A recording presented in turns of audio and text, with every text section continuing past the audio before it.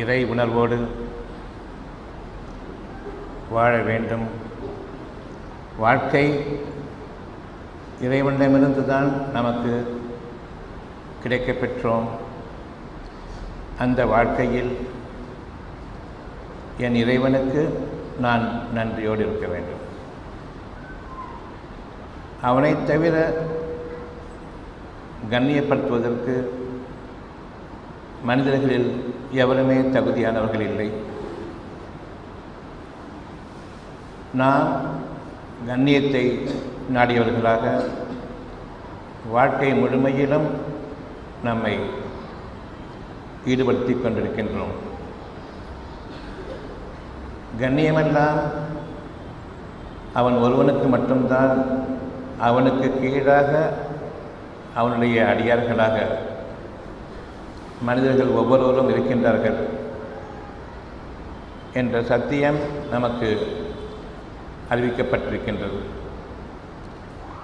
இந்த சத்தியமானது உள்ளத்தில் அமைந்திருக்கக்கூடிய இறைவனுடைய ஆற்றல் ஆகும். ஒவ்வொருவரும் படைக்கப்பட்டு குழந்தையாக வெளிவரும் பொழுது முதல் மூச்சாக அவர்களுக்கு அறிவிக்கப்படுவது வானங்களுக்கும் பூமிக்கும் இவை இரண்டுக்கும் இடையே உள்ளவை அனைத்திற்கும் இறைவனான அந்த ஒருவனை தவிர கதி இல்லை என்ற அந்த சத்தியத்தை கொண்டு நாம் ஒவ்வொருவரும் முதல் மூச்சில் உயிர் மூச்சாக இயக்கப்படுகின்றோம். மனிதனுக்கு மட்டும்தான் இந்த மாபெரும் ஆற்றல், வேறு யாருக்கும் கிடையாது, எந்த இனத்திற்கும் கிடையாது. நாம் கண்ணியத்தோடு வாழ்க்கை முழுமையிலும் அவனை நினைவு கொண்டவர்களாக வாழ வேண்டும் என்பது இறைவனிடமிருந்துள்ள ஒரு கட்டளை. அவனுக்கு நிகராக நீங்கள் எந்த ஒன்றையும் எந்த பொருளையும் ஆக்கிக்கொள்ளக்கூடாது என்ற சத்தியம் மனிதனாக பிறந்திருக்கக்கூடிய ஒவ்வொருவருக்கும் அறிவிக்கப்பட்டதில் இருக்கின்றது. அது ஆன்மாவாக இருக்கின்றது.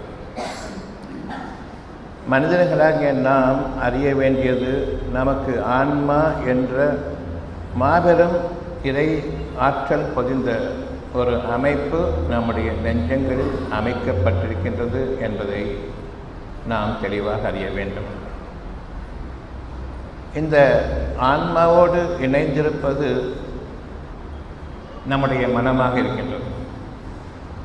ஆன்மா உள்ளமாக இருக்கின்றது, சத்தியமாக இருக்கின்றது, உள்ளதாக இருக்கின்றது. உள்ளத்தில் இருக்கக்கூடிய அமைப்பு, அதனுடைய தன்மை என்ன? இறைவனுடைய நற்செய்திகள் ஒவ்வொன்றையும், இறைவனுடைய நற்குணங்கள் ஒவ்வொன்றையும் பொதிந்திருக்கக்கூடியதாக அந்த உள்ளம் அல்லது ஆன்மா அமைக்கப்பட்டிருக்கின்றது. அந்த ஆன்மாவானது உங்களுடைய ஒவ்வொரு நாளிலும் ஒவ்வொரு மூச்சிலும் நிகழக்கூடிய நிகழ்வுகளை பற்றிய செய்திகளை விவரிக்கிறது உங்களுடைய மனதிற்கு. ஒவ்வொரு விஷயத்தையும் நீங்கள் கவனியுங்கள். உங்களுடைய எண்ணப்படி நடப்பதில்லை, உங்களுடைய கற்பனைகள் சகிதமாக நிகழ்வதில்லை. ஆனால் கண் முன்பாக நிகழ்ந்து கொண்டிருக்கிற நிகழ்ச்சிகள் என் சக்திக்கு அப்பாற்பட்டவையாக, ஒன்று நான் விரும்பக்கூடியதாக இருக்கின்றது, அல்லது நான் வெறுக்கத்தக்கதாக இருக்கக்கூடிய நிகழ்வுகள் நிகழ்கின்றன. எனக்கு கவலையை ஏற்படுத்தக்கூடிய நிகழ்வுகள் நிகழ்கின்றன. பயத்தையும் அச்சத்தையும் பதட்டத்தையும் ஆத்திரத்தையும் கோபத்தையும் இன்னும் என்னென்ன உணர்ச்சிகள் இருக்கின்றதோ அவ்வளவுக்கும் இந்த உலகத்தில் வானங்கள் முதலாக பூமி வரையிலும் பல பல விஷயங்கள் நிகழ்ந்து கொண்டிருக்கின்றன. இந்த ஒன்றை கூட அது நிகழ்வதற்கு முன்பாக நான் நிகழும் என்று கணிப்பவன் இல்லை.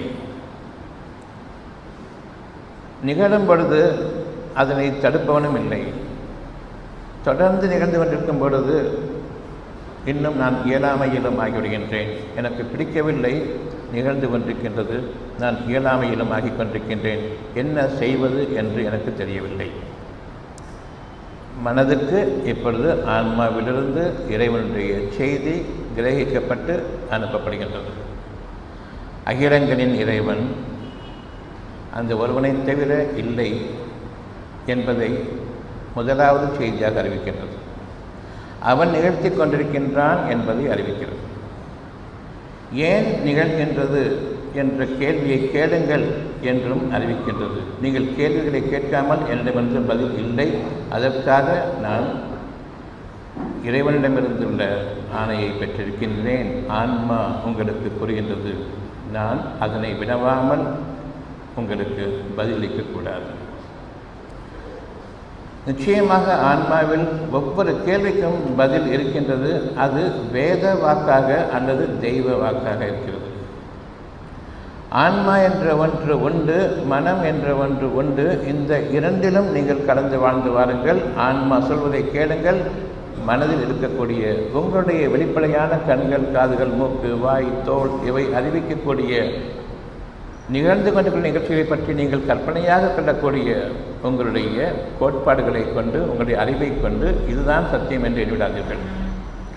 நீங்கள் ஒரு நிகழ்வை நிகழ்த்தியவர்கள் இல்லை, நிகழ்வதற்கு முன்பாக தீர்மானித்தவர்கள் இல்லை. அதனை இறைவன் தீர்மானிக்கின்றான். நிகழ்த்தி கொண்டிருக்கும் பொழுது ஏன், எதற்கு என்ற அந்த வார்த்தையை நீங்கள் உங்களுடைய மனதில் இருக்கக்கூடிய கேள்வியை உள்ளத்தில் கேளுங்கள், வெளியில் கேட்காதீர்கள்.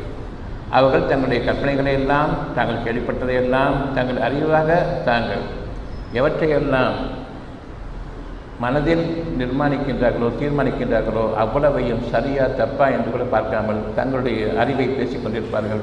மனிதர்களுடைய அறிவை பற்றி விலகிக் கொள்ளுங்கள். மனிதர்களிடம் கேள்விகளை கேட்பதை பற்றி விலகிக் கொள்ளுங்கள். உங்களுக்கான கேள்விகளை மறைவாக அமைப்பவன் அந்த ஒரே மாபெரும் ஆற்றல் மிக்க அவன் ஒருவனை தவிர இல்லை என்று நாம் கதியாக இருக்கின்றோமே, அந்த சக்தி மிக்கவன், வல்லமை மிக்கவன். உங்களுடைய உள்ளத்தின் பக்கம் நீங்கள் திரும்ப வேண்டும்.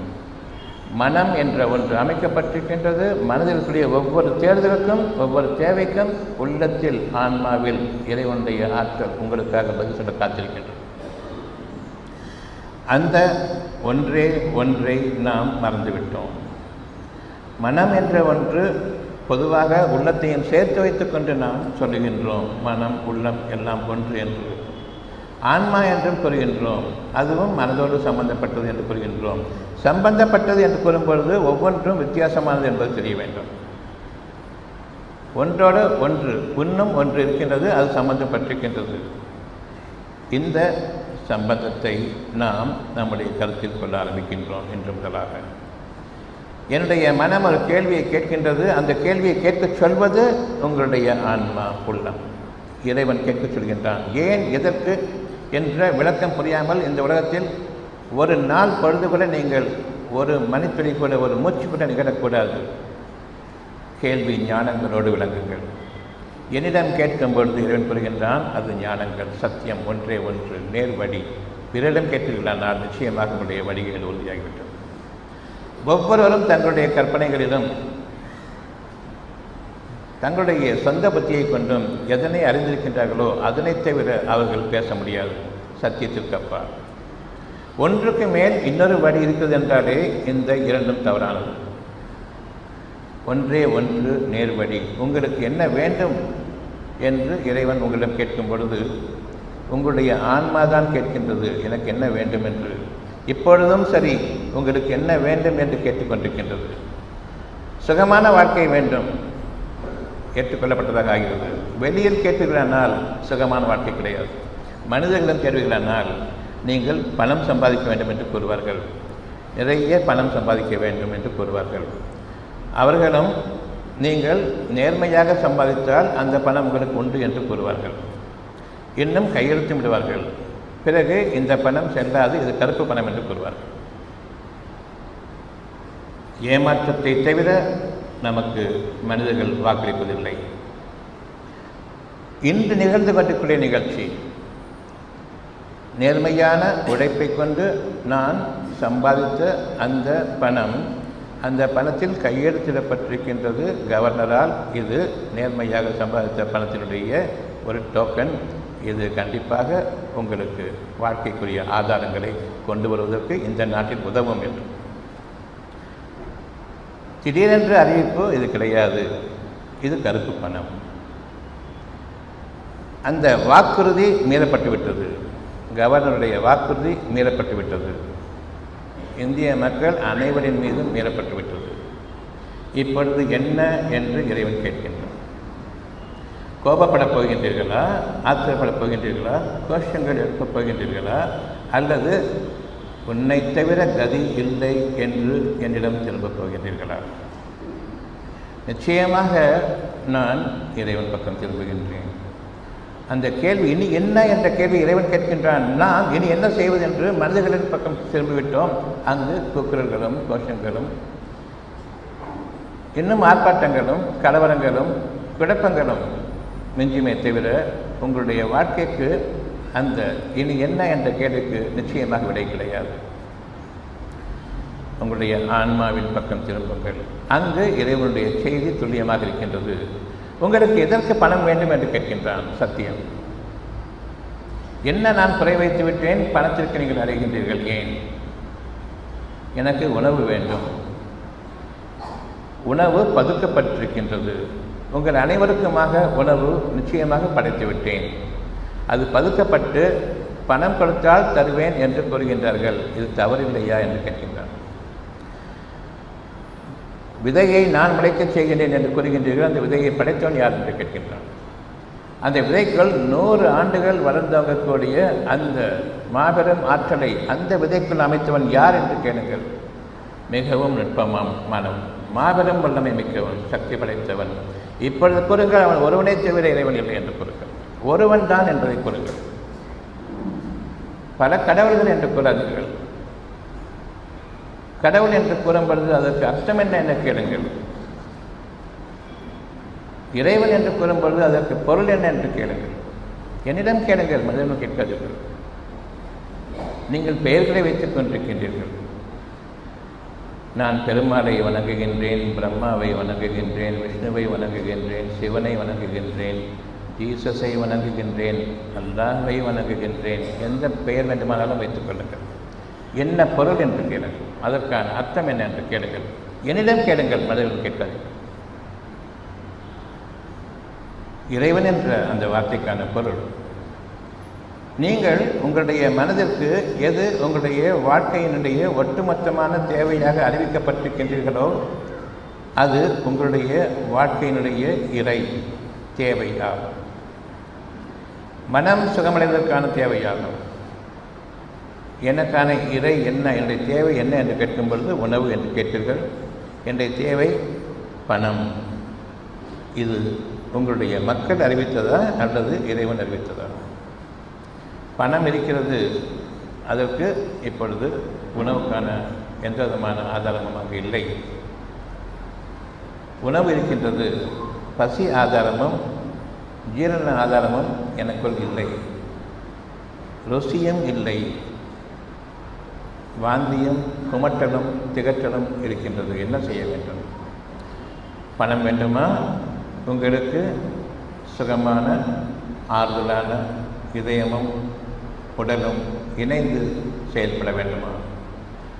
உள்ளத்திலிருந்து உங்களுக்கு அறிவிக்கப்படுவதை நீங்கள் ஏற்றுக்கொண்டால் மனம் அதற்குரிய பாதையை வழிவகுக்கும். இறைவனுடைய அனுமதியை கொண்டு, இறைவனுடைய அனுமதியை கொண்டு அந்த மனமானது இதுதான் பாதை என்பதை அறியக்கூடிய தகுதியும் பெறும்.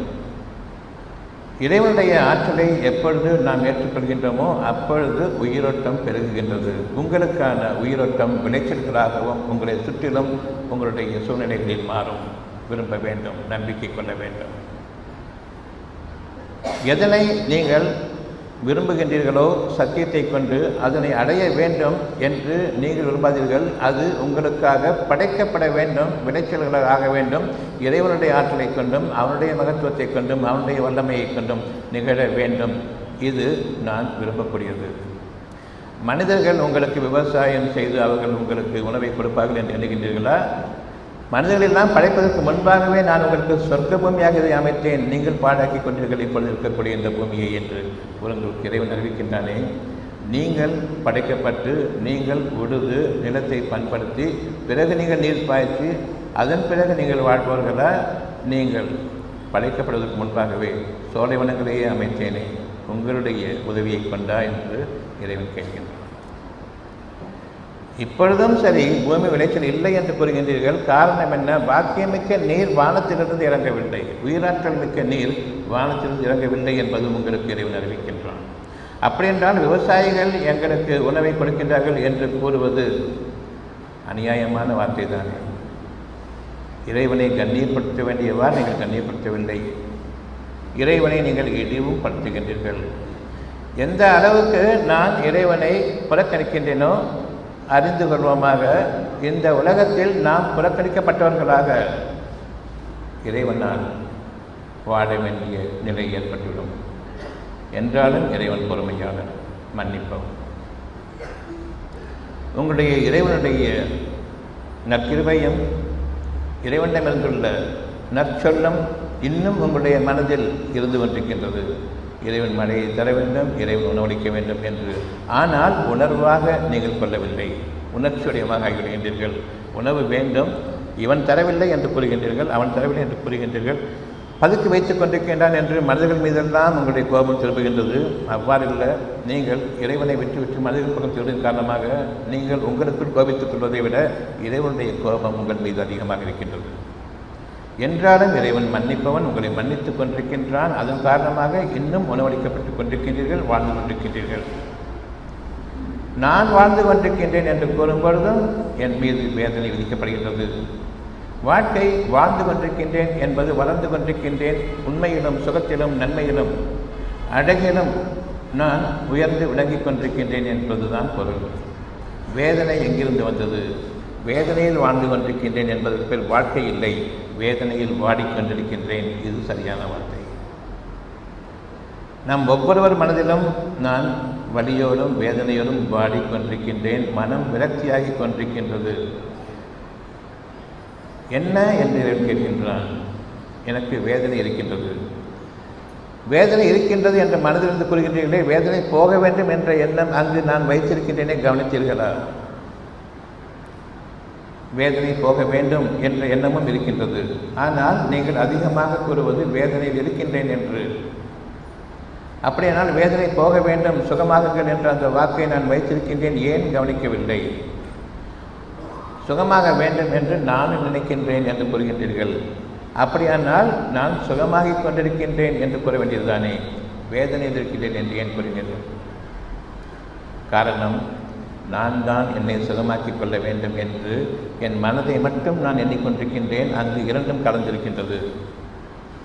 நிச்சயமாக உங்களுடைய நெஞ்சத்தில் இரண்டு இருதயங்களை வைத்திருக்கின்றீர்கள், எதிரும் புதிருமாக உங்களுக்கென்றே வைத்திருக்கின்றீர்கள். அவ்விதமாக அல்ல, இரண்டு இருதயங்களை நீங்கள் ஏற்படுத்திக் கொள்ளாதீர்கள். நிச்சயமாக இதயம் ஒன்றுதான், வாக்கு ஒன்றுதான், சத்தியம் ஒன்றுதான். அந்த இருதயத்தை துண்டு துண்டாக்காதீர்கள். விரக்தியில் அவை காய்ந்து உதிர்ந்து விடும்படி ஆக்கிக் கொள்ளாதீர்கள். இறைவன் உங்களுக்கு கூறுகின்றான் நல்வார்த்தைகளை. அது ஒன்றுதான் உங்களுக்கு வேண்டும், சுகம் ஒன்றுதான் வேண்டும். சுகம் ஆகலாம் ஆகாமலும் போகலாம் என்ற இரண்டு இருதயங்களை கொண்டிருக்காதீர்கள், ஒன்றுதான் சுகமாக வேண்டும். நம்பிக்கையுள்ள மக்கள் தங்களுடைய ஆன்மாவின் பக்கம் திரும்புவார்கள். இங்கு ஆன்மாவிலிருந்து உள்ளத்திலிருந்து மனதுக்கு அறிவிக்கப்படுகிற செய்தி ஒன்று, நான் என் மனதில் கல்வியறிவாக வைத்துக் கொண்டிருக்கக்கூடிய அந்த உணர்வுக்கு விரோதமான எதிரான கெட்ட அசிங்கமான அலங்காரமான அறிவும் இருக்கின்றது. இந்த இரண்டையும் இணைத்துக் கொண்டு நாம் குழப்பவாதிகளாக ஆகிக் கொண்டிருக்கின்றோம். குழப்பங்களிலிருந்து நாம் விடுதலை பெற வேண்டும், சத்தியத்தின் மீது நாம் அமைய வேண்டும். என் இறைவன் எனக்காக காத்திருக்கின்றான், நான் எப்பொழுது என் உள்ளத்தின் பக்கம் திரும்புவேன் என்று. பிரித்தறியுங்கள் உங்களுடைய உள்ளத்தையும் உங்களுடைய மனதையும். மனம் கெட்டது உங்களுடைய அறிவின் காரணமாக. நான் செய்ய முடியும், நான் வாழப்போகின்றேன், நான் சமாளித்துக் கொள்வேன், நான் என் குழந்தைகளை பெற்றுக்கொள்வேன், நான் என் குழந்தைகளையும் குடும்பத்தையும் காப்பாற்றுவேன். இந்த நான் என்ற வார்த்தை இருக்கும் வரையில் நாம் என்ற வார்த்தை தவறிவிட்டது. இறைவன் கூறுகின்றான், எப்பொழுதுமே நான் என்று இறைவன் தன்னை பற்றி உங்களுக்கு அறிவிக்கும் பொழுது, ஏன் இறைவனே நாம் என்று அறிவிக்கின்றாய்? நீ ஒருவன் தானே. இப்பொழுது உள்ளத்தில் கேட்டால் பதில் ஒன்று, வெளியில் கேட்டால் பதில் வேறு. இறைவனை பற்றியோ நாளைய விஷயங்களை பற்றியோ என்ன நடக்க இருக்கின்றது, இறைவன் யார் என்பதை இறைவன் தான் உங்களுக்கு அறிவிக்க வேண்டுமே தவிர மனிதர்கள் இல்லை. மனிதர்கள் உணர்ந்தால் தவிர இறைவன் அறிவிப்பை கேட்டு அவர்கள் தங்களுடைய வாழ்க்கையில் அந்த உணர்வின் விளைச்சல்களை, நன்மைகளை அடைந்து அதன் விளைவாக உயிரோட்டமுள்ள மேலான ஞானங்களை கொண்டு அவர்கள் கற்பிக்கப்பட்டு வாழ்ந்தால் தவிர இறைவனை பற்றி அறிவிக்க முடியாது. சத்தியத்தையும் அழகையும் கொண்டு உங்களுடைய இறைவனுடைய பாதையின் பக்கம் என்று திரும்புங்கள். மனம் வெளிப்புற புலன்கள் மூலமாக கிடைக்கப்பட்ட அறிவை கொண்டு உணரக்கூடாது. சத்தியம் உள்ளுக்குள் இருக்கின்றது. ஒரே வார்த்தை, அழகான வார்த்தை, மறைவான வார்த்தையிலிருந்து என்னுடைய வாழ்க்கை ஆரம்பமாகின்றது. என்னை படைக்கும் பொழுது நான் ஒரு அணுவாக படைக்கப்பட்டேன். அந்த அணுவாகிறதுக்கு முன்பாக நான் எந்த நிலையில் இருந்தேன்? என்னிடம் கேளுங்கள், மனிதர்கள் கேட்காதீர்கள். ஒன்றுமில்லாத நிலையிலிருந்து நான் உங்களை உருவாக்கினேன். உங்களை படைத்தவன் அந்த ஒன்றுமில்லாத நிலை உங்களுடைய உயிர் என்பதையும் அறியுங்கள். அந்த உயிர் உங்களுக்கான ஒவ்வொரு நாளும் ஒவ்வொரு உறுப்பின் ஒவ்வொரு அணுவின் செல்லையும் படைத்துக் கொண்டிருக்கின்றது, புதிதாக என்பதை அறியுங்கள். உங்களுடைய உடல் நீங்கள் பார்க்கக்கூடிய 5 புலன்களை கொண்டும் பொருள்களாக அறியக்கூடிய எந்த ஒன்றுமே ஒன்றுமில்லாத நிலையிலிருந்து படைக்கப்பட்டது என்பதை அறியுங்கள். உங்களுடைய உயிர் உங்களுடைய உடலை பாதுகாத்துக் கொண்டிருக்கின்றது, உங்களுடைய உடலை படைத்துக் கொண்டிருக்கின்றது, உங்களுடைய உடலை புதுப்பித்துக் கொண்டிருக்கின்றது ஒவ்வொரு நாளும், ஒவ்வொரு மூச்சிலும். இதனை நாம் அறிந்தவர்கள் தானே. அப்படி என்றால் உயிர் பார்க்க முடியுமா? பார்க்க முடியாதா? பார்க்க முடியாது. ஒரு கொசுவுக்கும் உயிர் இருக்கிறது, ஒரு யானைக்கும் உயிர் இருக்கிறது. 2 உயிரும் ஒன்றா? இந்த கொசுவினுடைய உயிரானது அந்த கொசுவை படைக்கும். அந்த அளவுதான் அந்த உயிர். யானைக்குரிய அந்த ஆற்றல் வேறு. அது அந்த ஆற்றலை படைக்கும், உருவாக்கும் தன்மை கொண்டிருக்கின்றது. மனிதனுடைய அமைப்பு அகிலங்களின் மீது உயர்ந்து நிற்கக்கூடிய அந்த அமைப்பு மனிதனை படைக்கின்றது. படைப்பினங்களிலேயே மிக சிறந்த படைப்பினம் மனிதன். மனிதனுக்கு மட்டும்தான் இறைவனுடைய நெருக்கம், அவன் மட்டும்தான் இறைவனை அறிய முடியும். அந்த இறைவன் உங்களோடு எப்பொழுதும் இருக்கின்றான். நாம் உள்ளத்தை கவனிக்க தவறினோம். எனவே மனதின் பக்கம் நாம் சீரழிந்து கொண்டிருக்கின்றோம். உள்ளமும் மனமும் இணைந்தவன் நான் என்பதை இப்பொழுது உணருங்கள். அந்த மனதை கொண்டு நான் என்று கூறினீர்கள். உள்ளத்தினுடைய இறைவனுடைய ஆற்றல் இந்த 2ம் கலந்தது நாம். மனிதனுடைய வழிமுறைகளும் இந்த களிமண் மண்டையில் இருக்கக்கூடிய உங்களுடைய 5 பலன்களை கொண்ட அறிவும் சேர்ந்திருப்பது நாம் வெளிப்படையான பொருளடிப்படையான அழிவை நாடக்கூடிய அந்த நாம். வேதத்தை படிக்கும் பொழுது நாம் என்று வரும்பொழுது நாம் என்பது மனமும் உள்ளமும். மனதிலும் நான் என்று கூறுகின்றேன், என் மனதை கொண்டுதான் நான் என்று கூறுகின்றேன். இறைவனோ உள்ளத்தை கொண்டு நான் என்று கூறுகின்றான். எப்பொழுது என்ன கூறுகின்றான்? நாம் இணைந்து செயல்படுவோம். உள்ளமும் மனமும் இணையட்டும், நான் உங்களோடு இருக்கின்றேன். 2 பேராகிவிட்டது. நாம் என்று அறிவிக்கின்றான். நாம் உங்களுடன் இருக்கின்றோம். யார் உள்ளத்தின் பக்கம் திரும்புகின்றீர்களோ அவர்களோடு நான் இருக்கின்றேன். அவர்களுக்கு உதவியாக நான் இருக்கின்றேன். அவர்களை வழிநடத்துவதற்காக நான் இருக்கின்றேன். என்னை நீங்கள் உங்களுடன் இணைத்துக் கொள்வீர்களா என்று இறைவன் கேட்கின்றான். என்னை கண்ணியப்படுத்துவீர்களா என்று கேட்கின்றான். எனக்குரிய மரியாதையை தருவீர்களா என்று கேட்கின்றான். நான் உங்களோடு இருக்கின்றேன்.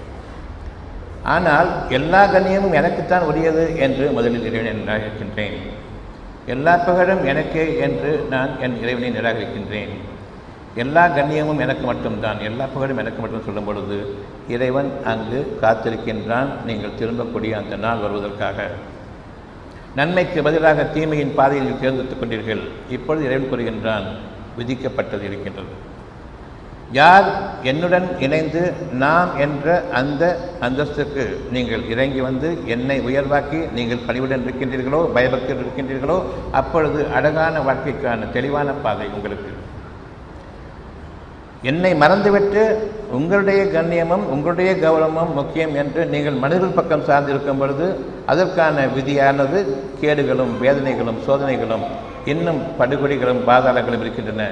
எதனை நீங்கள் தேர்ந்தெடுப்பீர்கள்? உங்களுடைய இறைவனுடைய தெளிவான கேள்வி உங்களுடைய உள்ளத்தில் இருக்கிறது. நான் வேண்டுமா, என்னை தவிர்த்த மனிதர்கள் வேண்டுமா? அவர்கள் உங்களை பாதுகாப்பார்கள், உங்களுடைய சுமைகளை சுமந்து கொண்டிருப்பார்கள் என்று எண்ணுகின்றீர்கள். அவர்கள் தங்கள் சுமைகளை சுமப்பவர்கள் இல்லை.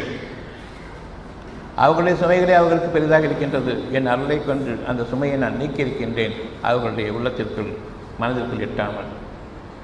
எப்பொழுது நான் அவர்களை கைவிடுகின்றேனோ அன்று அவர்களுடைய வேதனைகளில் அவர்கள் நிச்சயமாக மூழ்கி விடுவார்கள்.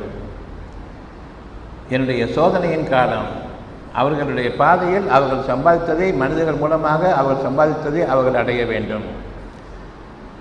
அவர்களுக்கு தாங்க முடியாத சூழ்நிலையில் பாரங்கள் அதிகமாகும் பொழுது அவ்வளவு பேரையும் நிராகரித்துவிட்டு இறைவனே என்று திரும்புவார்களே, அதுவரையும் காத்திருக்கின்றேன்.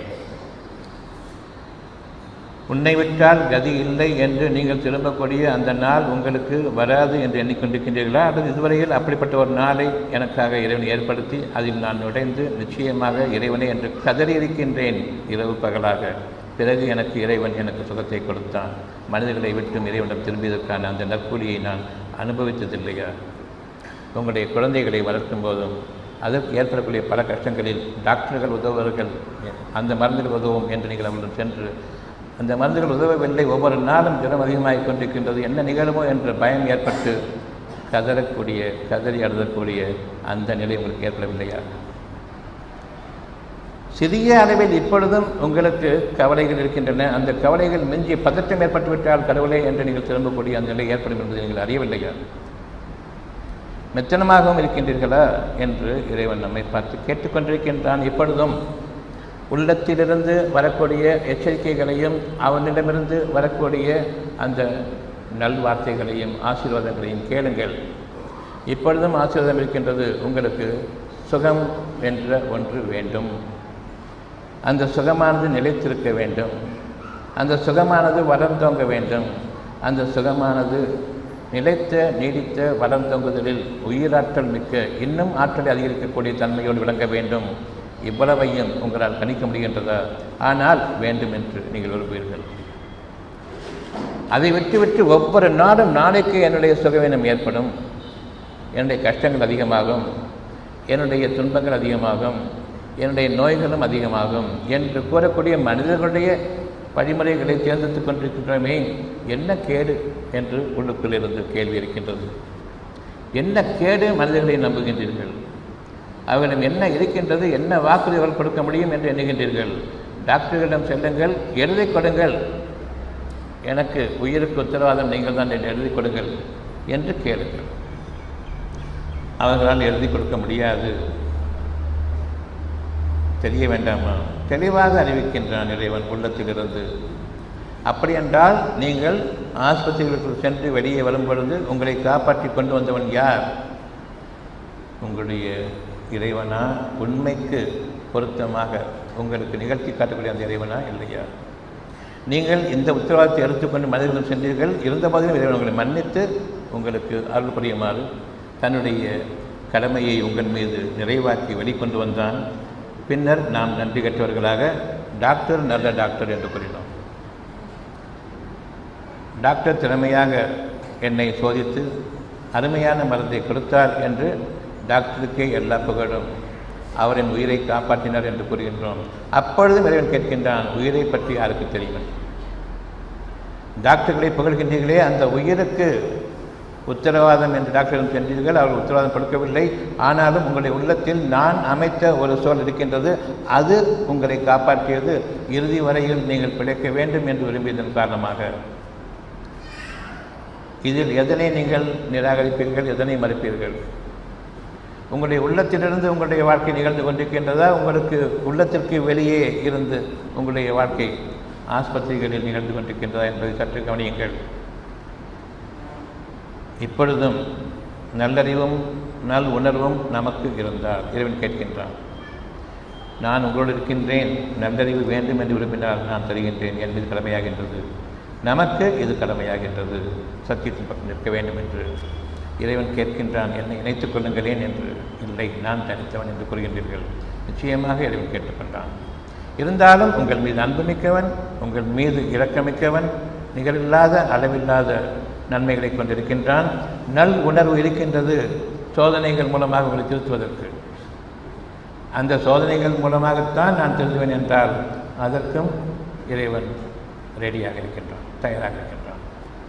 இருந்த போதிலும் அந்த சோதனைகள் உங்களுக்கு வேண்டாமே என்பதற்காக வேண்டி உங்களுக்கு சுகத்தை கொடுத்து மன்னிக்கின்றான். நாமோ இந்த சுகம் என்றென்றும் நமக்கு நிலைத்திருக்கும் என்றும் எண்ணுகின்றோம். நிச்சயமாக அவ்விதமாக அல்ல. உங்களுடைய இறைவன் உங்களுக்காக தன் புறமென்று ஒரு உதாரணத்தை அமைக்கின்றான். அத்தியாயம் 11 வசனம் 10. மனிதனுக்கு ஒரு துன்பம் ஏற்படுகிறது. அந்த துன்பத்திலிருந்து மீள்வதற்கு பெரும் போராட்டத்தை மேற்கொள்கின்றான். அவ்வளவும் இல்லை என்று ஆகும் பொழுது நீண்ட பிரார்த்தனையில் அமைகின்றான். நாம் அவனுக்கு அந்த துன்பத்தை நீக்குவோமே ஆனால் அவனுக்கு ஏற்பட்ட துன்பத்திற்காக நம்மை அழைக்காதது போன்றே சென்று விடுகின்றான். துன்பத்தின் போது மட்டுமே இறைவன் பக்கம் திரும்புவதும், துன்பத்தை நீக்கிவிட்டால் என்னை விட்டும் எல்லா கேடுகளும் போய்விட்டன என்று எண்ணுகின்றான். நிச்சயமாக மனிதன் பெருமகிழ்ச்சி கொள்வோனாகவும் பெருமை கொள்வோனாகவும் இருக்கின்றான். இந்த பெருமகிழ்ச்சியும் பெருமையும் அவனுக்கு உதவாது. மகிழ்ச்சி என்ற அந்த உணர்ச்சியை விட்டு விலகுங்கள். பயபக்தியை மேற்கொள்ளுங்கள், உள்ளட்சியம் மேற்கொள்ளுங்கள், இறைவனிடம் உள்ளட்சியம் மேற்கொள்ளுங்கள். இனியும் எந்த ஒரு தீமையும் எந்த ஒரு துன்பமும் சோதனையும் எனக்கோ என் குடும்பத்தினருக்கோ நிகழ வேண்டாம் என்று இறைவன் உங்களுடைய உள்ளத்திலிருந்து அவனுடைய செய்தியாக மனதிற்கு அறிவித்துக் கொண்டிருப்பதை நீங்கள் செவிதாழ்த்தி கேட்க வேண்டும். உங்களுடைய இறைவன் யார் என்பதை அறிந்து கொள்ளுங்கள். உங்களுடைய உள்ளத்தில் இருந்து உங்கள் மீது ஆதிக்கம் புரிபவன், உங்களுடைய உள்ளத்திலிருந்து உங்களுக்கு நற்செய்திகளை கொடுப்பவன். அவன் கூறுகின்றான், உணவுக்கு நான் உத்தரவாதம், கவலைப்பட வேண்டாம், பயமும் வேண்டாம்.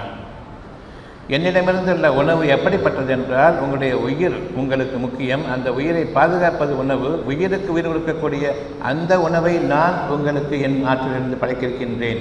வானத்திலிருந்து பாக்கியமிக்க நீர் இறங்குகின்றது. மண் வளம் உயிர் பெற்று அதிலிருந்து உங்களுக்கான விளைச்சலை நான் கொண்டு வருகின்றேன். விவசாயிகள் என்று நீங்கள் இனியும் கூறாதீர்கள். மனிதனை புகழ்வதும் மனிதர்களால் புகழப்படுவதையும் வெறுத்துவிடுங்கள். மாபெரும் வழிகேடு உங்களுடைய மிதப்பில் ஆக்கிவிடும். உங்களுடைய மாயையில் உங்களை ஆழ்த்திவிடும். நீங்கள் உங்களுடைய சுய உணர்வை இழந்து உணர்ச்சி பிழம்பாக நீங்கள் ஆகிவிடுவீர்கள். அங்கு இறைவன் உங்களை விட்டு விலக வேண்டிய சூழ்நிலை ஏற்பட்டுவிடும். அந்த நாள் எப்படிப்பட்ட நாள் என்பதை கொஞ்சம் சிந்தித்து பாருங்கள். இப்பொழுதும் சரி, நான் சுகமாகி விடுவேன், கஷ்டங்கள் நீங்கிவிடும் என்று நீங்கள் எண்ணிக்கொண்டிருக்கிறீர்களே, அது இறைவன் அமைத்த அந்த உலகத்தில் அமைத்திருக்கக்கூடிய ஒரு நற்செய்தியின் காரணமாக நீங்கள் அதை கவனிக்கின்றீர்கள். சுகமாகிவிடும் என்று எண்ணுகின்றீர்கள். அவன் பேச்சை நிறுத்திக் கொள்ளனாயினால் மனம் பெருமையாகிவிடும். அவ்வளவும் நீங்கி நன்மை என்ற ஒன்றை காண முடியாமல் மனம் விரக்திக்குள்ளாக்கி இருதயம் அந்த நிமிடமே நின்றுவிடும். அப்பொழுது இவர்கள் கூறுவார்கள் மேசிவ் ஹார்ட் அட்டாக் என்று. நிச்சயமாக இறக்கும் பொழுது இருதயம் நிற்கத்தான் செய்யும். யாருக்குமே இதற்கு ஒரு டயக்னோசிஸ், இருதயம் நின்று விட்டது யாருக்குமே தெரியும். இங்கே பார்ப்பாங்க, மூச்சில் கை வச்சு பார்ப்பாங்க, முடிஞ்சு போய் சொல்லுது.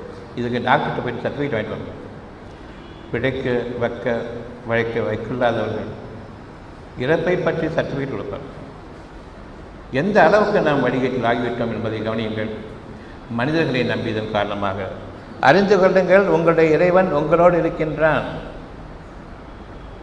அதிலிருந்து நீங்கள் தடம் புரண்டு விடாதீர்கள். அவனை ஒருவனை தவிர வேறு உங்களுக்கு வழி இல்லை, அந்த ஒரு வழியை தவிர என்று இறைவன் அறிவிப்பதை நீங்கள் கவனிக்க வேண்டும். இப்பொழுதும் கவனியுங்கள், உங்களுடைய சுகம் ஆரம்பமாகிறது. என் இறைவனே, நான் உன்னோடு இணைந்து கொண்டேன், நீ என்னோடு ஏற்கனவே இணைந்திருக்கின்றாய். நாம் என்ற அந்த அடங்கிய ஒரு பணிவுடனும் என் மீது இரக்கத்துடனும் என் மீது கனிவுடனும் நான் அந்த பணிவை உன்னிடம் நான் மேற்கொண்டிருக்க வேண்டும். உன்னுடைய கனிவையும் உன்னுடைய இரக்கத்தையும் நான் மதிக்க தவறினேன். இப்பொழுது திரும்புகின்றேன். என்னோடு நீ இருப்பாயாக. நான் என்ற வார்த்தையை நான் உபயோகிப்பேன், நான் என்ற வார்த்தையை உபயோகிக்க மாட்டேன். கெட்டவற்றுக்கு நான் என்று உபயோகிங்கள், நல்லவற்றுக்கு என் இறைவனோடு நான். நிச்சயமாக என் இறைவனிடமிருந்து நன்மை என்ற ஒன்றை நான் அடையப்பெறாமல் எனக்காக படைக்கப்பட்டு செவ்வையாக்கப்பட்டு உருவமாக்கப்பட்டு அந்த அழகான உருவமைப்பில் நான் வாழ்ந்து கொண்டிருக்கின்றேன். என் இறைவனே, என்னை நீ என்றென்றும் கைவிடாதிருப்பாயாக. என்னையும் என் குடும்பத்தினரையும் நீ கைவிட்டுவிட வேண்டாம். என் குடும்பம் காரணமாக நான் வேதனைகளுக்குள்ளோ சோதனைகளுக்குள்ளோ ஆக வேண்டாம்.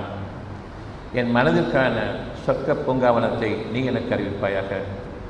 கஷ்டமெல்லாம் துன்பமெல்லாம் மனதின் அடிப்படையில் தான். அந்த மனதிற்கு நீ அறிவிக்கக்கூடிய செய்தி உள்ளத்திலிருந்து ஆன்மாவாக இருந்து உன் கட்டளையை நான் ஏற்க வேண்டும். உன்னை தவிர கதி கிடையாது, உனக்கு இணை வைக்கக்கூடாது. எனக்கு நிகராக எனக்கு இணையாக யாரை நான் மேற்கொண்டாலும் சரி, அங்கு இறைவனை விட்டும் நான் விலகுகின்றேன். தீமைகளின் பக்கம் நான் என்னுடைய வாழ்க்கையை அமைத்துக் கொண்டிருக்கின்றேன். இறைவன் என்பதனுடைய பொருள் அவனை தவிர இறைஞ்சுவதற்கு கதி இல்லை என்பது. அல்லாஹ் என்பதனுடைய பொருள் அவனை தவிர எதுவும் இல்லை, எவனும் இல்லை. அவன் யார் எனக்கு தெரியாது, ஆனால் எனக்கு மேலாக ஒருவன் இருக்கின்றான் என்று கூறுவமே அவன்தான்.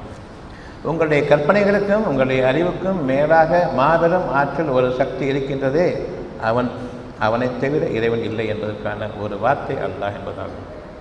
இந்த அல்லாஹ் என்ற வார்த்தையை முஸ்லீம்கள் இன்று வரையில் அறிந்தவர்களாக இல்லை. அவர்களும் ஒரு உருவ அமைப்பில் தான் அல்லாஹ்வை வணங்கிக் கொண்டிருக்கின்றார்கள். அல்லாஹ் என்ற சவுண்ட், அந்த சவுண்ட் ஒளி வடிவத்தைத்தான் நம்பிக்கை கொண்டிருக்கின்றார்கள்.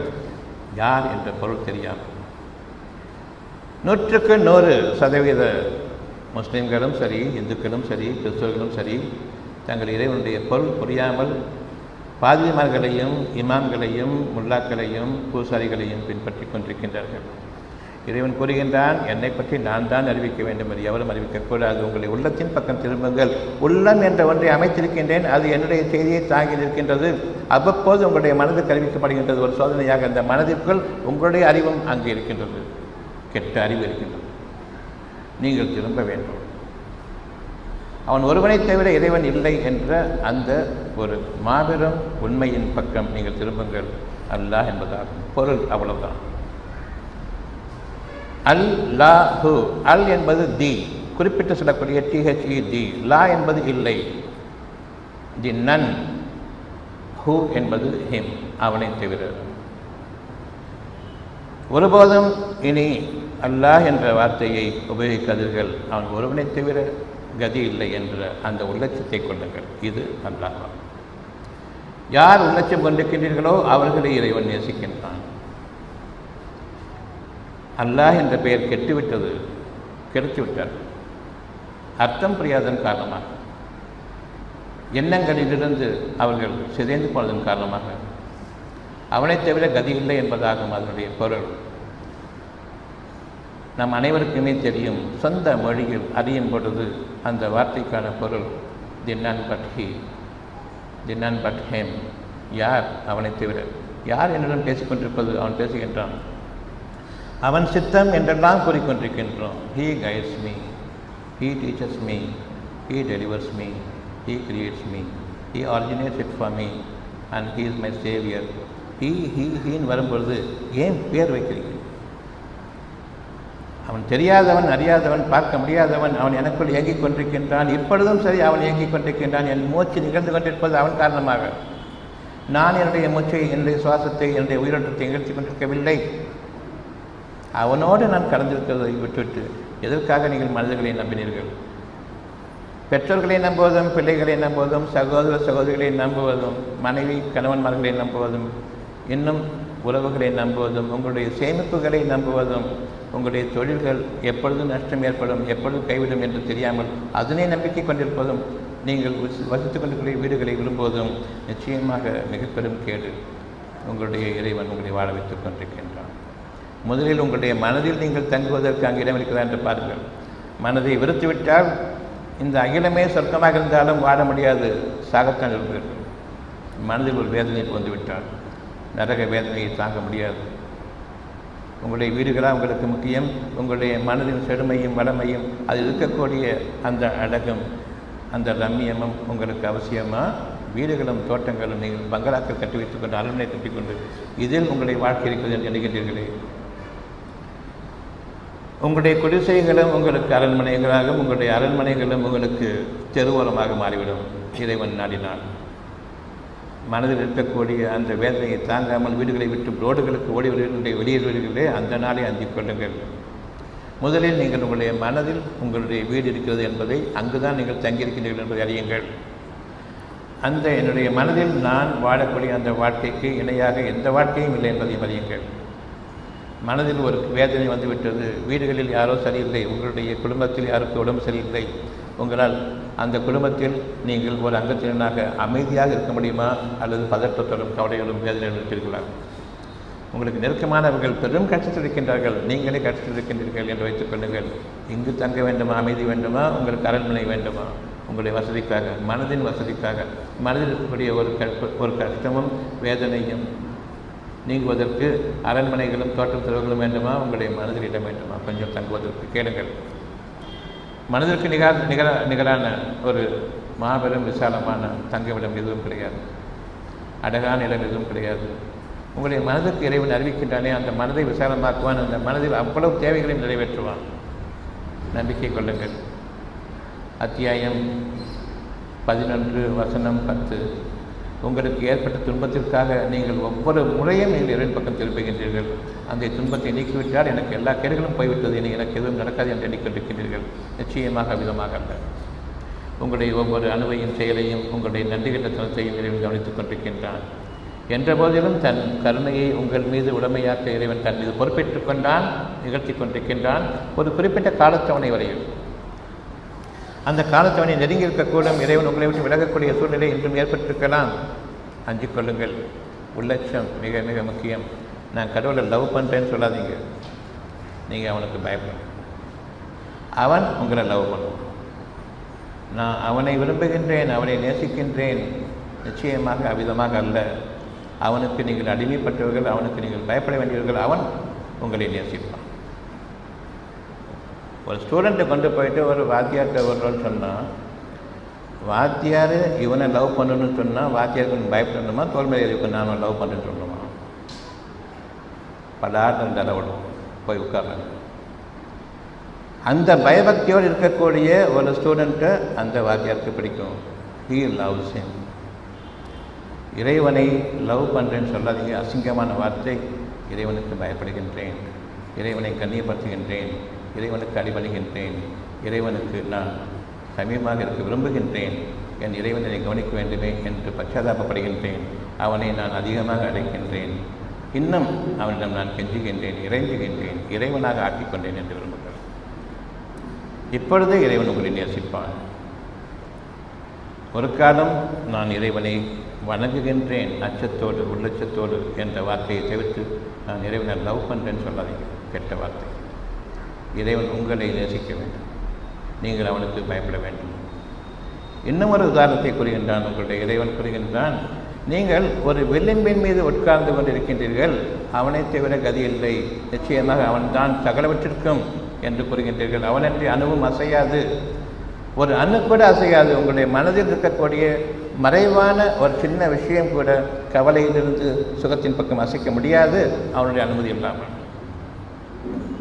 இவ்வளவையும் தெரிந்து வைத்துக்கொண்டு அவனை தவிர இல்லை என்ற அந்த வார்த்தையை தெரிந்து கொண்ட பின்னர் நான் ஒரு விளிம்பின் மீது உட்கார்ந்திருக்கின்றேன், நன்மைகள் கிடைக்குமானால் அவன் கொடுத்தான் என்று கூறுவோம். கொஞ்ச நேரத்துக்கு பிறகு நான் சம்பாதித்தேன் என்று கூறுவேன், என் புகழ் முக்கியம், என் பெருமை முக்கியம் என்று. அந்த க்ஷணப்பொழுதில் கூறுவேன், இது கடவுள் கொடுத்த பாக்கியம் என்று. அடுத்த க்ஷணம் நான் சம்பாதித்தேன் எனக்குரியது என்று கூறுவேன். அவ்வளவு தூரத்திற்கு அவன் தன்னை இறைவனுக்கும் மேலாக ஆக்கிக்கொண்டு மனிதர்கள் அனைவரும் தன்னை புகழ வேண்டும் என்று விரும்பக்கூடிய, மகிழ்ச்சியில் கிடைக்கக்கூடிய பெருமை கொள்பவனாக இருக்கின்றான். அறிந்து கொள்ளுங்கள், உங்களுடைய தீமை உங்களிடமிருந்து, நன்மைகள் அனைத்தும் இறைவனிடமிருந்து. இவர்களையும் இறைவன் எச்சரிக்கை செய்கின்றான். முழுமையாக என்னுடைய பாதையில் விளைவிடுங்கள். உங்கள் வாழ்க்கை முழுமைக்கும், உங்களுடைய சந்ததிகள் முழுமைக்கும் என் பாதுகாப்பும், என்னுடைய அரவணைப்பும், என்னுடைய கருணையும், என்னுடைய மன்னிப்பும் உண்டு. உங்களுடைய குடும்பத்தை பற்றி நீங்கள் கவலைப்பட வேண்டிய அவசியமில்லை. ஒவ்வொருவரும் தனித்தனியாக படைக்கப்பட்டிருக்கின்றீர்கள். உங்களை ஒரு குடும்பமாக சோதனைக்காக அமைத்தேன். ஒரே மனித இனம்தான், அவனை தவிர கதி இல்லை என்று கூறுகிறதால் அவ்வளோ பேரும் வீணாக பெயர்களை வைத்துக்கொண்டு நீங்கள் கூட்டம் கூட்டமாக பிரிவு பிரிவுகளாக ஒரே சமுதாயமாக நான் படைத்தேன். பூசாரிகளும் இமாம்களும் பாதிரிமார்களும் உங்களை கூட்டங்களாக பிரித்து விட்டார்கள். உங்களுடைய உள்ளத்தை கேளுங்கள், இறைவன் யார் என்று அவன் ஒருவனைத்தோடு இல்லை என்று தெரியும். பிறகு எப்படி இத்தனை பிரிவுகள்? என்னிடம் திரும்பவில்லை, உங்களுடைய மனம் மனிதர்கள் பக்கம் திரும்பிவிட்டது, கூட்டங்களின் பக்கம் திரும்பிவிட்டது. குழப்பங்களும் கூச்சல்களும் உங்களுடைய கலவரங்களுக்கும் உங்களுடைய வேதனைகளுக்கும் காரணமாக அமைந்திருக்கின்றது. அந்த வேதனைகளிலும் கலவரங்கள் கூச்சல்களிலும் உயிரோட்டம் பாதிக்கப்பட்டு உங்களுடைய உடல்நிலை மோசமாகி கொண்டிருக்கின்றது. உயிர் பாதிக்கப்படுகின்றது. உங்களுடைய உடல்நிலை மோசமாவதற்கு உங்களுடைய உள்ளத்தின் பக்கம் நீங்கள் திரும்புங்கள். அங்கு உங்களுடைய இறைவன் உங்களை பற்றி அறிவிக்கின்றான். நீங்கள் யார் என்பதை எனக்குரியவர்கள், மற்ற மனிதர்களுக்குரியவர்கள் இல்லை. எனக்குரியவர்கள் என்றால் எனக்கு நீங்கள் சார், எனக்கு நீங்கள் வணங்குங்கள். நான் உங்களுக்கு எதனையெல்லாம் அழகாக விதிக்கின்றனோ வணங்கி ஏற்றுக்கொள்ளுங்கள். எனக்கு அடிமையாக இருங்கள், பூங்காவனத்தில் வாடுங்கள் என்று நான் கட்டளையிடுகின்றேன். இதற்கு அடிமைப்பட மாட்டீர்களா? சொர்க்க பூங்காவனங்களில் வாடுங்கள் என்று உங்களுக்கு நான் கட்டளையிடுகின்றேன். இந்த அழகான கட்டளைக்கு அடிபணிபவர்கள் யார்? அவர்கள் என் அடிமைகள். அந்த அடியார்களுக்கு இன்னும் அழகான வாழ்க்கையை நான் அமைத்திருக்கின்றேன். பெருமையை விட்டுவிடுங்கள். பொருள் ஆதாரம் என்று நீங்கள் கொள்ளாதீர்கள். உங்களுடைய உயிர் ஆதாரம் முக்கியம். உங்களுடைய உள்ளம், அதில் இறைவனுடைய செய்திகள், அந்த செய்திகளை அந்த உள்ளமானது ஆன்மாவாக இருந்து அவனுடைய கட்டளையாக உங்களுடைய மனதிற்கு இப்பொழுது அறிவிக்கப்பட்டு கொண்டிருக்கின்றது. சுகமான வாழ்க்கை மட்டும்தான். அந்த சுகத்துக்கு உருவம் கிடையாது. அந்த சுகத்துக்கு ஆற்றல் மிக்க ஒரு விசாலமான வாழுமிடம் உண்டு. அந்த விசாலமான வாழுமிடம் உங்களுடைய உள்ளமும் மனமும் இணைந்தது. இறைவனோடு நான் கலக்கும் பொழுது விசாலமான அந்த விசாலமான வாழ்க்கையின் பக்கம் நான் திரும்ப வேண்டும் என்று நான் என்னுடைய இறைவன் பக்கம் திரும்புகின்றேன். நிச்சயமாக என் இறைவன் அவனுடைய வாக்குறுதியில் மீறாதவன். அவனுடைய பெயர்களில் உள்ளது. நீங்கள் அவனை கண்ணியப்படுத்த வேண்டிய முறைப்படி அவனை கண்ணியப்படுத்துங்கள். அவனை தவிர இல்லை, ஏற்றுக்கொண்டேன். ஒவ்வொரு மூச்சிலும் அவனை கவனிக்கின்றேன். அவனுடைய ஆட்சி அதிகாரம் எனக்குள்ளும் எனக்கு புறமுமாகவும் எனக்கு சூழ்நிலைகளிலும் அவனுடைய வாக்கு இயங்கிக் கொண்டிருக்கின்றது. நீங்கள் வெயில் தாங்க மாட்டீர்கள் என்று அறிவிக்கப்பட்டிருக்கின்றது உங்களுடைய உள்ளத்தில். ஆம், எனக்கு வெயில் வேண்டாம், குளிர்ச்சி வேண்டும் என்று விரும்புகின்றீர்கள். இந்த ஃபேனையும் விரும்புகின்றீர்கள், ஏசி ரூமையும் விரும்புகின்றீர்கள். எல்லாவற்றிற்கும் நிச்சயமாக விருப்பம் உண்டு. இதற்கு மேலாக வெளியில் உள்ள சூழ்நிலை மாற வேண்டும் என்று விரும்புகின்றீர்கள். உங்களுடைய அறிவையெல்லாம் மிஞ்சி இன்னொன்றையும் விரும்புகின்றீர்கள். அதன் காரணமாக இறைவன் அவனுக்கு நீங்கள் அடிமைப்பட்டவர்களாக ஏற்றுக்கொள்கின்றான். இந்த ஒரு உங்களுடைய கண்டுபிடிப்பாக இருக்கக்கூடிய மின்சாரம், இது நெருப்பு காற்றா குளிர்ந்த காற்றா? மின்சாரம் என்பது நெருப்பா இல்லையா? அதில் ஓடக்கூடிய இந்த காற்று நெருப்பு காற்றா இல்லையா? வெளியில் இருக்கக்கூடிய குளிர்ச்சி உங்களை வாட வைக்கும். இது உங்களை வெம்பி போகச் செய்துவிடும். மனத்தை அது காய வைத்து விரக்தியாக்கி வெறுமையாக்கிவிடும். இதனை நம்பக்கூடாது. என்ற போதிலும் நாம் எப்படி வாழ்ந்து கொண்டிருக்கின்றோம்? வெளியில் உள்ள குளிர்ச்சியை நீங்கள் விரும்பிக் கொண்டிருக்கின்றீர்கள். இன்னும் அதன் நடுவில் எந்த முயற்சியும் மேற்கொள்ளவில்லை. உங்களுடைய அறிவை நம்பவில்லை. நீங்கள் வானத்தை நோக்கியவர்களாக இருக்கின்றீர்கள். உங்களுடைய அறிவு அவ்வளவு பூமியை அடிப்படையில் ஒட்டிய அறிவுதான். உங்களுடைய உபகரணங்கள், உங்களுடைய கண்டுபிடிப்புகள் எல்லாமே பொருள்களிலிருந்து பொருள்களை நீங்கள் சேர்த்து இந்த பூமியின் அடிப்படையை ஒட்டி நீங்களாக உருவாக்கி கொண்ட சில சாதனங்கள். அதற்கு உயிர் கிடையாது. அது உங்களை அடையாது. நீங்கள் அதை சென்றடைந்து அதனை இயக்க வேண்டும். உங்களுடைய பிராணன் போகும், உங்களுடைய உயிரோட்டம் பாதிக்கப்படும். ஆனால் வெளியிலிருந்து நான் காற்றை உங்களுக்காக இயக்கிக் கொண்டிருக்கின்றேன். அது உங்களை அடையும் பொழுது சுகமும் அழகும் இருக்கின்றது. நீங்கள் உங்களை கண்டுபிடிப்பது அதை நீங்கள் இயக்கும் பொழுது கேடு. நீங்கள் இந்த இரண்டிலும் கலந்து வாழ்ந்து கொண்டிருக்கின்றீர்கள். மூன்றையும் அமைத்தான். உள்ளத்தையும் அமைத்தான், மனதையும் அமைத்தான், வெளிப்புற புலன்களையும் அமைத்தான். கண்கள், காது, மூக்கு, வாய், தோல் என்று நீங்கள் பெரும்பாலும் கண், காது, மூக்கு, வாய், தோலின் பக்கம் சாய்ந்து விட்டீர்கள். அது அழியக்கூடியது என்று தெரிந்திருந்தோம். இந்த 5 புலன்களும் அடியும் என்பதை தெரிந்திருந்தோம். வெகுவாக அந்த 5 புலன்கள் கற்பித்த அறிவின் பக்கம் சார்ந்திருக்கின்றீர்களே தவிர உள்ளத்தின் பக்கம், இவற்றையெல்லாம் படைத்தானே அவன் பக்கம் சாயவில்லை. இப்பொழுது நாம் நம்முடைய உள்ளத்தை கவனிக்கின்றோம். அது இறை ஆற்றல் மிக்கது. அங்கு இறைவனுடைய வாக்குகள் நிரம்பியிருக்கின்றன. அந்த இறைவனுடைய வாக்குகள் தான் இன்றளவும் எனக்குள் இயங்கிக் கொண்டிருக்கின்றது. அதுதான் நான் வாழ்ந்து கொண்டிருக்கின்றேன். துன்பம் வரும்பொழுது சுகத்தை நாடுகின்றீர்கள், அதே நேரத்தில் நீங்கள் இறைவனையும் நாடுகின்றீர்கள் உங்களை அறியாமலேயே. அதன் காரணமாக பிழைக்கின்றீர்கள். ஆனால் விட்டகுறை தொட்டகுறையாக உங்களை நோய்கள் தொடர்ந்து கொண்டிருக்கின்றன. உங்கள் கண் முன்பாக படிப்படியாக அது அதிகமாகிக் கொண்டிருக்கின்றன. இப்பொழுது கவனிக்க வேண்டும், முதல் முறையாக நான் இறைவனை நம்பினேன். இப்பொழுது நோய்கள் அதிகமாகிக் கொண்டிருக்கும் பொழுது, நோயினுடைய தீவிரமும் வீரியமும் அதிகமாகிக் கொண்டிருக்கும் பொழுது கொஞ்சம் கொஞ்சமாக நான் இறைவன் மீது நம்பிக்கை இழக்கின்றேன். இதுதான் சத்தியம்.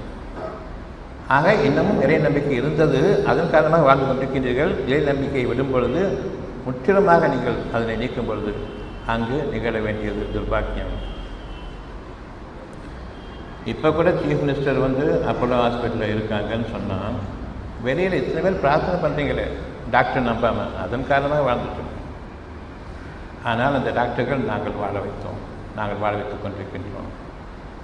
மனிதர்களில் பெரும்பாலும் இங்கு வணங்கி கொண்டிருக்கும் பொழுதே டாக்டர்களையும் நம்பிக்கை கொண்டிருக்கின்றார்கள். இந்த இரண்டும் கலந்துதான் பிழைப்பா அல்லது ஹாஸ்பிட்டலே தஞ்சமடையணுமா என்ற இந்த இரண்டுக்கும் இடையில் உயிரோட்டம் இல்லாத ஒரு வாழ்க்கை நடந்து கொண்டிருக்கின்றது.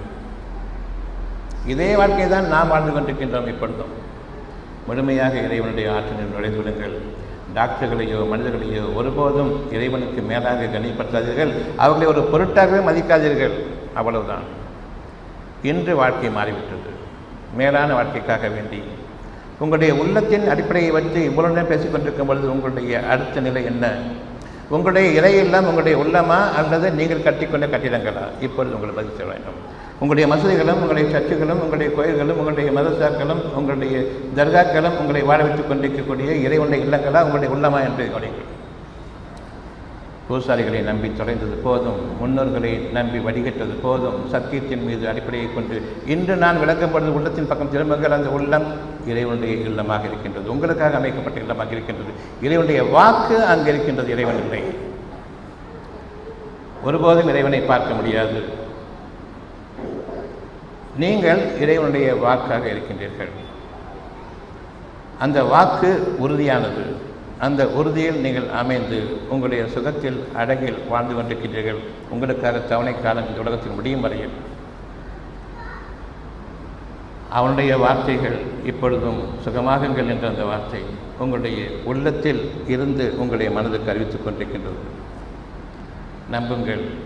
இறை இல்லமாக உங்களுடைய உள்ளத்தை அமைத்து அதில் மாபெரும் ஆற்றல் மிக்க சக்தி மிக்க அந்த இறைவனுடைய வாக்கு பெரும் ஆசீர்வாதமாக எனக்குள் இருக்கின்றது.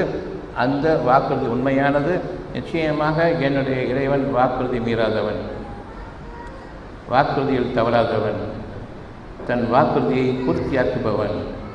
Is performer of promise. அவனுக்கு நிகராக தன்னுடைய வாக்குறுதியை நிறைவாக பூர்ணமாக ஏற்றுக்கொண்டு எவனும் இல்லை. அவனை நீங்கள் ஏற்றுக்கொள்ளுங்கள். அவன் என்பது உருவம் இல்லை, அவனுடைய வாக்குகள் அங்கு தங்கியிருக்கின்றன. இந்த இறை இல்லத்தில் அவனுடைய வாக்குகளோடு தங்கியிருக்கும் பொழுது இறைவன் கூறுகின்றான், நாம் உங்களை காப்பாற்றுவோம் என்று, நாம் உங்களை கரையேற்றுவோம் என்று, நாம் உங்களுக்கு வழியறிவிப்போம், நாம் உங்களுக்கு புகட்டுவோம், நாம் உங்களை வாழ வைப்போம். நிச்சயமாக நம்முடைய வாக்கு உண்மையானது. உங்களையும் சேர்த்து இறைவன் தன்னோடு இணைத்துக் கொண்டு நான் என்று உங்களை அரவணைத்துக் கொள்கின்றேன். நீங்கள் என்ன சொல்கிறீங்க? எனக்கு மட்டும் புகழனைத்தும் என்று கூறும் பொழுது நிச்சயமாக நான் இருக்கின்றேன். எனக்கும் புகழ் வேண்டும் என்று என்னோடு நீங்கள் இருக்கும் பொழுது நான் என்ற வார்த்தைகள் என்னை விட்டு விலகிவிடுங்கள். உங்களுடைய கேடுகளுக்கு நீங்கள் உங்களுடைய வார்த்தைகளை உபயோகித்ததன் காரணமாக நீங்கள் அனுபவிக்கக்கூடிய கஷ்டங்களுக்கு உங்களை நீங்கள் தவறாக எனக்கு நானே ஏற்படுத்தி கொண்ட அந்த பாதையில் எனக்கு கேடே ஏன் இப்படி வாழ்ந்தேன் என்று நீங்கள் உங்களை வந்து கொள்ளுங்கள். நிச்சயமாக இறைவனை திட்டாதீர்கள். அந்த நாள் வருவதற்கு முன்பாக இன்று நாம் நம்முடைய இறைவன் பக்கம் திருப்புகின்றோம்.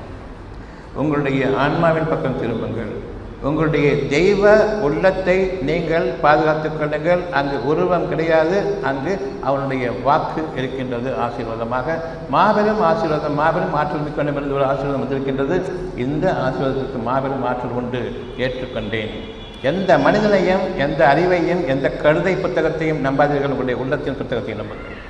அந்த வாக்குக்கு நிகராக நீங்கள் எழுதி வைத்துக் கொண்டிருக்கக்கூடிய அவ்வளோ புத்தகங்களும் கழுதை திங்கக்கூடிய பேப்பர்கள், வெறும் பேப்பர்கள் என்று அறிந்து கொள்ளுங்கள். உங்களுடைய படிப்பு ஒரு காலம் உங்களுடைய நன்மைகளுக்கு உதவாது என்று அறிந்து கொள்ளுங்கள்.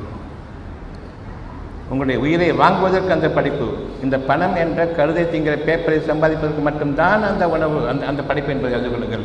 வேறு எதற்கும் உதவாது. உங்களுடைய மனதிற்கு அந்த படிப்பு உதவாது. இப்பொழுது நீங்கள் விரும்புங்கள், என் இறைவனே, நீ கற்றுக் கொடுத்தவை தவிர வேறு எதனையும் அதற்கு மேலாக, உன்னுடைய பாக்கியங்களுக்கு மேலாக ஏற்றுக்கொள்ள மாட்டேன் என்று விரும்புங்கள்.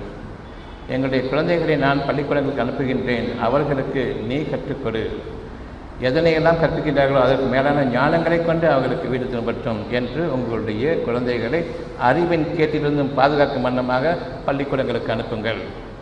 ஏனென்றால் இதை நீங்கள் படித்தால்தான் மனிதனாக ஏற்றுக்கொள்வேன் என்று அதனை முறைப்படுத்தி விட்டார்கள். இந்த கேட்டுக்காக படிக்க வேண்டியிருக்கின்றது. குழந்தைகளை அனுப்பும் பொழுது இந்த கேடுகளுக்கு மேலாக ஞானங்களை கொண்டு அவர்களை நீ கரையேற்றி அனுப்புவாயாக. பயபக்தியோடு அனுப்புங்கள்.